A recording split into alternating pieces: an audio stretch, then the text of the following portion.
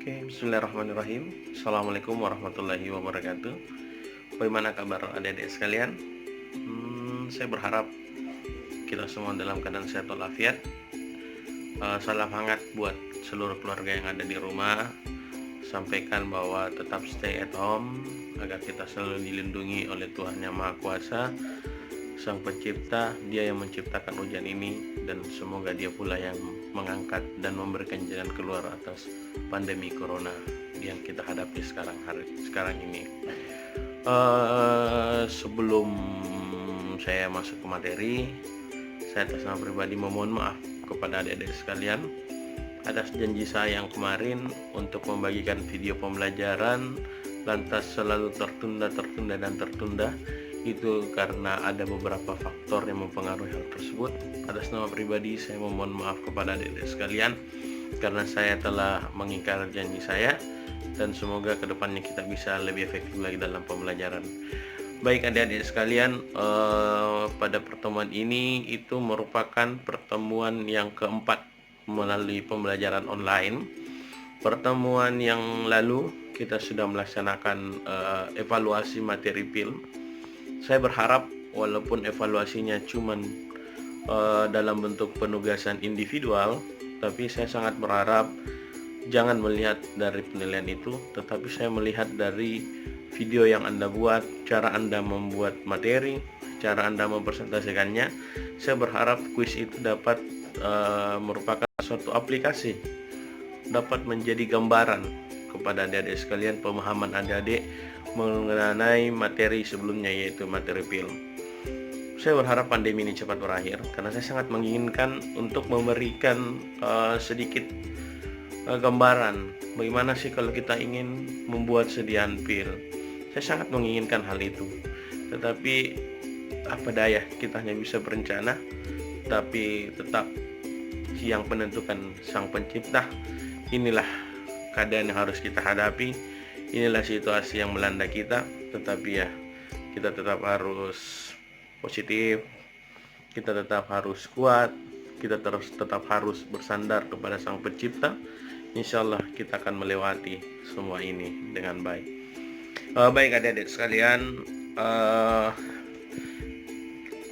materi yang saya susun berdasarkan RPS, berdasarkan buku pegangan yang kita pegang untuk pembelajaran, itu kita masuk ke materi yang terakhir. Materi yang terakhir ini kita akan membahas mengenai sediaan suppositoria. Jadi kita akan membahas lebih dalam, kita akan mengetahui apa itu suppositoria, kita akan mengetahui apa bahan dasar dari suppositoria, kita akan mengetahui bagaimana cara pemakaiannya, bagaimana ketentuan-ketentuan lain. Baik, kita akan masuk ke dalam materi. Saya akan membagikan slide-nya dalam bentuk video ini. Tolong diperhatikan, dimanfaatkan situasi yang ada. Kita pasti bisa melewati ini. Kita tetap bisa belajar walaupun kita dari rumah masing-masing. Oke adik-adik, sekarang kita akan membahas materi baru, tapi ini mungkin sudah sering kalian dengar, apalagi kalian yang sudah melalui proses magang di apotik, mungkin sudah pernah melakukan pelayanan kefarmasian, mungkin sudah pernah menemukan resep dalam bentuk suppositoria, bahkan mungkin adik-adik sudah pernah melihat langsung, oh ini nih yang namanya suppositoria, bentuknya seperti ini, jadi simpan di sini, disimpan di dalam lemari pendingin. Nah, pada materi ini kita akan membahasnya lebih dalam. Kira-kira apa itu suppositoria, apa sih yang dimaksud suppo di dalam Farmakopeia Indonesia.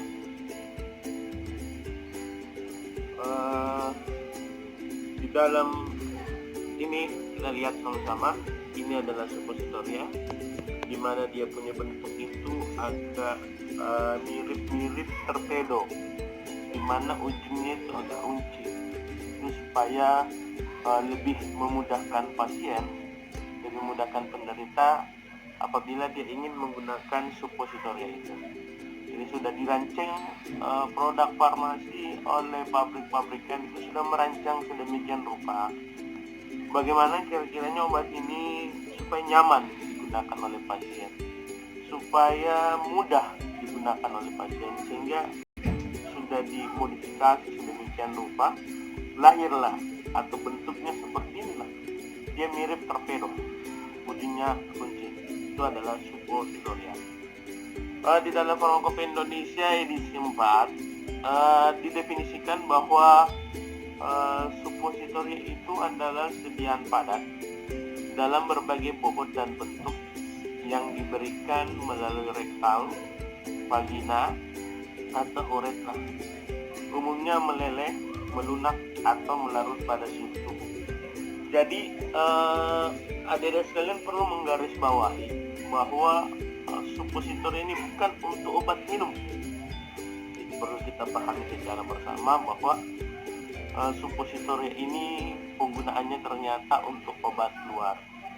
Rata-rata dia digunakan melalui rektal atau biasa kita kenal istilahnya dubur, bahasa Inggrisnya paja ya, atau bahasa Indonesianya itu pantat.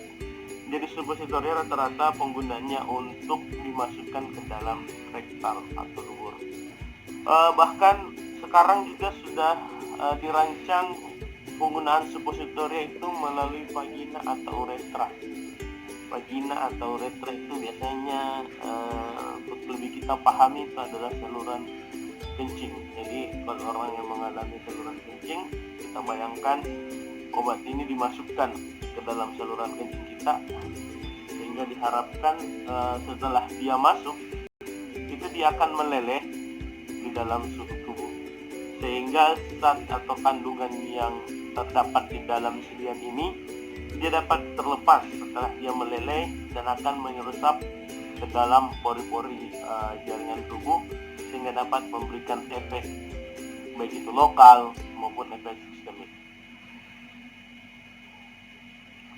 Suppositoria adalah suatu bentuk sediaan padat yang pemakaiannya dengan cara memasukkan melalui lubang atau celah pada tubuh, di mana ia akan melebur, melunak, atau melarut dan memberikan efek lokal atau sistemik.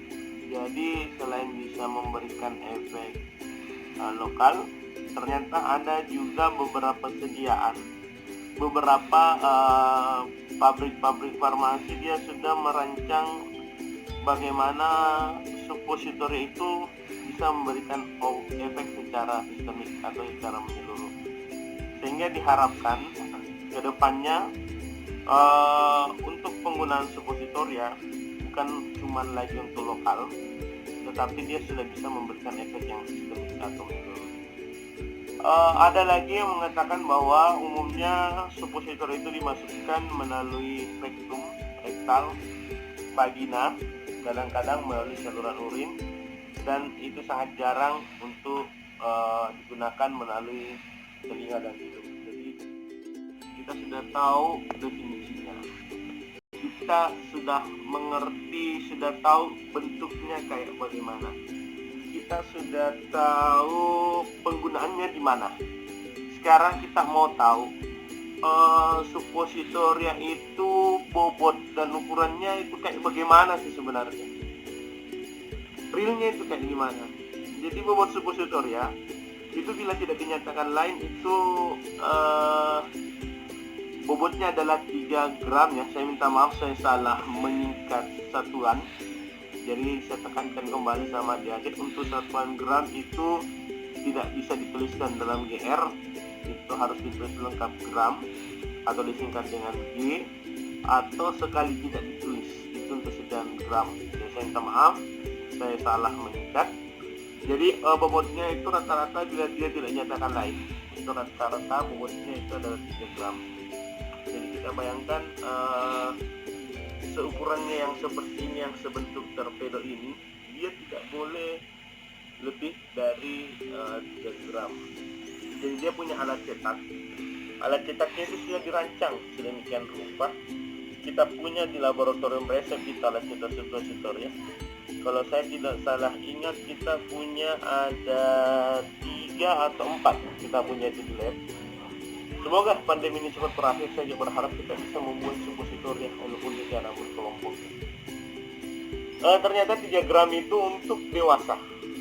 Kalau untuk anak-anak itu bobotnya cukup 2 gram saja. Karena kita tahu sama-sama bahwa beda usia, maka berbeda pula dosis atau kandungan obat yang dibutuhkan untuk menghasilkan efeknya.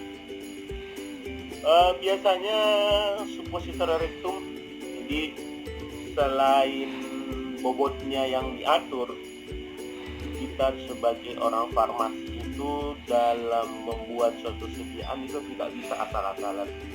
Semuanya sudah melalui pengujian terlebih dahulu. Kita menguji kalau bobotnya sekian gram kira-kira bisa memberikan efek yang aman atau tidak. Jangan sampai kita membuat sediaan bukan mengobati, malahan itu berefek toksik atau membunuh pasien yang ingin kita obati. Jadi sudah diatur bahwa bobotnya suppositori itu 3 gram untuk dewasa, 2 gram untuk anak-anak, tetapi panjangnya itu kurang lebih 32 mm, bukan cm. Kita panjangkan 32 cm itu satu penggaris besi bisa masuk ya. Jadi dia 32 mm, atau jika dia dibuat dalam sediaan inci, maka panjangnya itu 1,5 inci. Dia berbentuk silinder dan kedua ujungnya harus tajam. Saya sudah sampaikan tadi kenapa dia harus tajam, supaya pada saat pasien ingin menggunakan itu enak didorong masuk, dia punya ke lubang pantat itu enak masuknya. Kita bayangkan kalau dia bentuknya tumpul kayak krayon ya, kayak krayon yang tumpul itu dia dimasukkan itu pasti sangat susah. Bahkan boleh jadi pasien merasakan kesakitan pada saat suppositori itu dimasukkan ke dalam dia punya dubur ya. Beberapa ada yang berbentuk seperti peluru ya, peluru, ada yang berbentuk seperti torpedo atau jari-jari kecil ya. Tergantung pada bobot jenis bahan obat dan basis yang digunakan, beratnya pun berbeda-beda. Jadi dalam membuat suppositoria nanti akan mempelajari kira-kira basis apa yang kita gunakan. Kemudian tiap basis pasti mempunyai nilai tukar yang berbeda-beda. Jadi kita tidak boleh asal menentukan basis, kita tidak boleh asal menentukan formula. Jadi kita harus melalui kajian-kajian literatur sebelumnya. Kita harus mencari tahu kira-kira kalau saya gunakan basis ini untuk bahan ini berapa berat yang saya butuhkan. Jadi kita harus mencari tahu bahan-bahan tersebut.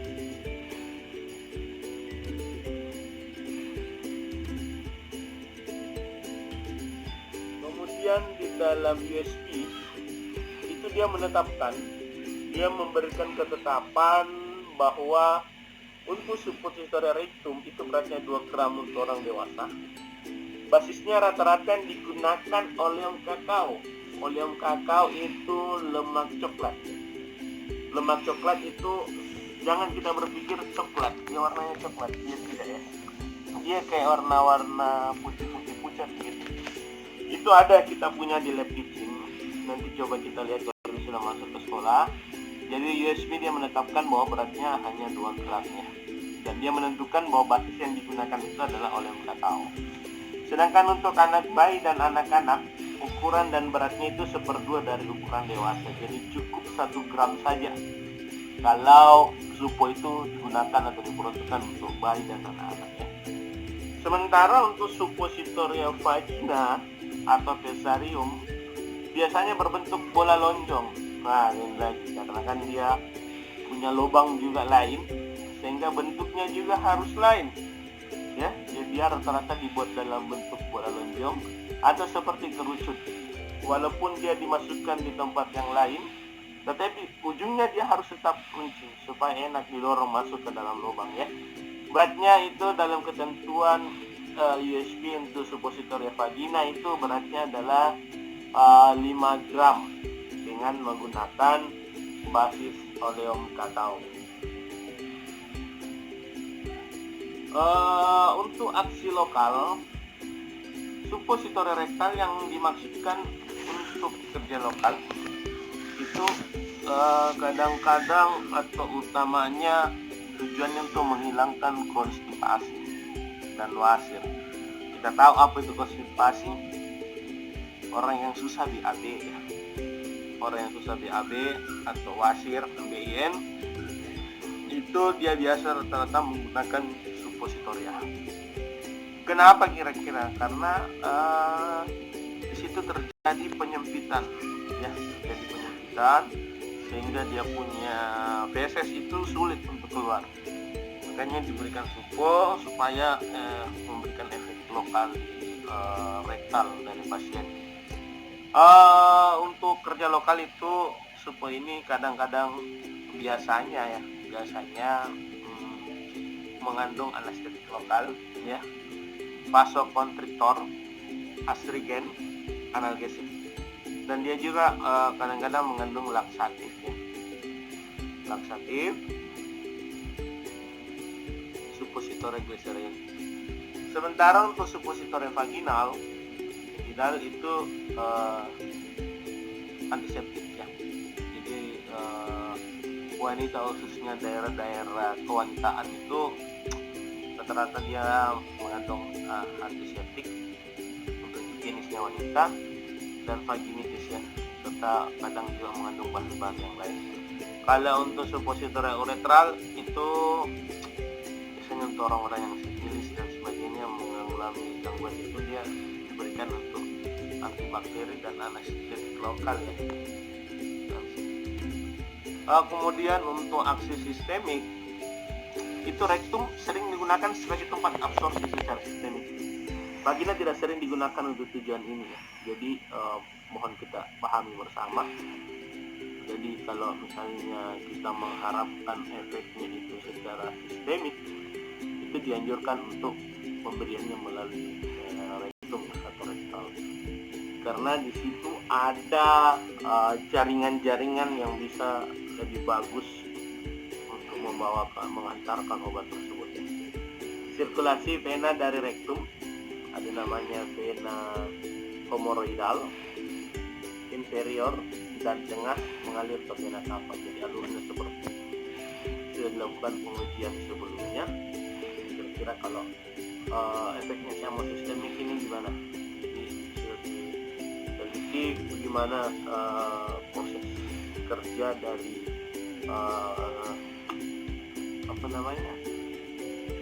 vena yang ada di dalam tubuh kita itu, kira-kira yang mana lebih memberikan efek optimal kalau kita gunakan untuk mendapatkan aksi sistemik. Jadi ini kalau kita mau melihat melanjutkan dari efek sistemik itu suppositoria rektum untuk efek sistemik itu dapat menghilangkan asma. Kadang yang digunakan adalah aminofilin dan zoofilin, ya.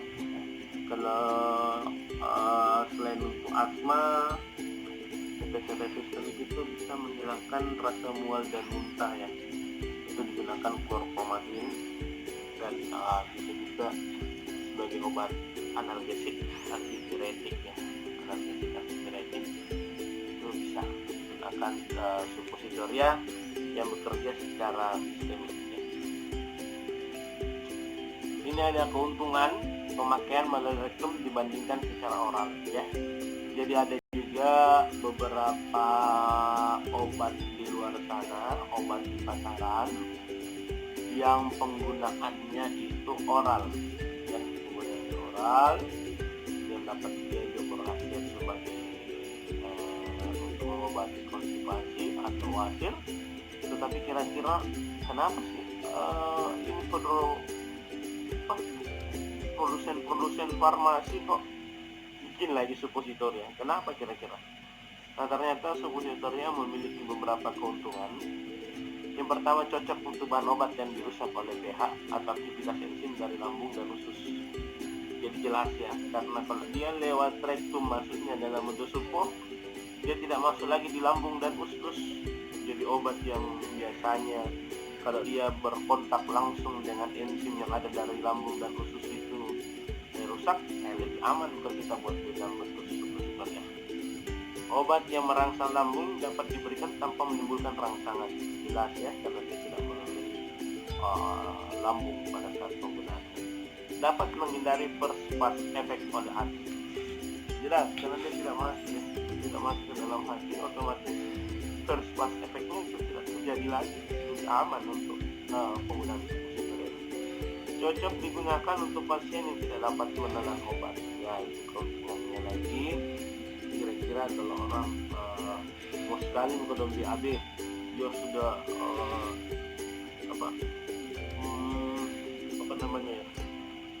sudah mengambil kekuatan penuh untuk mendorong dia punya feses, tetapi karena ada kelainan pada dia punya rektum, itu fesesnya tidak bisa keluar misalnya.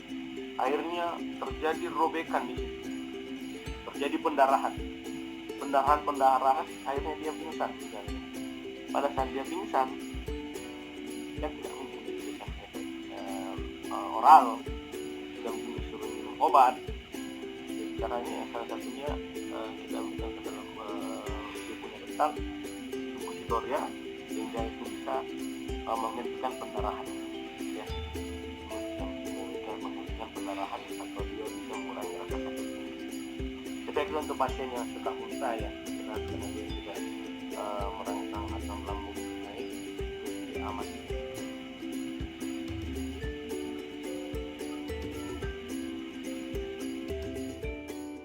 Oke adik-adik, jadi saya pikir materi untuk pertemuan ini cukup sampai di sini dulu. Jadi langkah selanjutnya yang harus adik-adik lakukan, yang pertama itu sebagaimana biasanya kalian harus kembali mencatat materi yang saya sampaikan tadi. Silakan adik-adik tulis dulu di kertas lembar. Berhubung bukunya masih saya simpan di kantor dan belum sempat saya bagikan sampai saat ini. Jadi kalian tulis, kemudian kalian foto, kemudian kalian upload lagi di Google Classroom sebagaimana biasanya. Itu dimasukkan sebagai catatan adik-adik sekalian. Kemudian saya ingin memberikan tugas. Saya ingin adik-adik mencari tahu apa yang dimaksud dengan yang pertama, apa itu konstipasi. Yang kedua, apa itu anestetik lokal. Yang ketiga, apa itu vasokonstriktor. Yang keempat, apa itu astringen. Yang kelima, apa itu analgesik. Yang keenam, apa itu laksatif. Kemudian yang ketujuh, apa itu antiseptik. Apa itu vaginitis. Yang kedelapan, apa itu vaginitis. Kemudian yang kesembilan, coba adik-adik cari tahu apa itu yang dimaksud dengan vena hemoroidal inferior. Jadi apa itu vena hemoroidal inferior. Kemudian yang ke-10, coba kita cari tahu apa yang dimaksud dengan first pass effect. Ya, first pass effect. Jadi cukup itu saya tugasnya. Kalian cukup cari tahu, kemudian tulis tangan, kemudian kalian foto, upload dalam bentuk PDF. Begitupun catatannya, kalian foto kemudian upload dalam bentuk PDF. Ya, jadi cukup jelas perintahnya hari ini.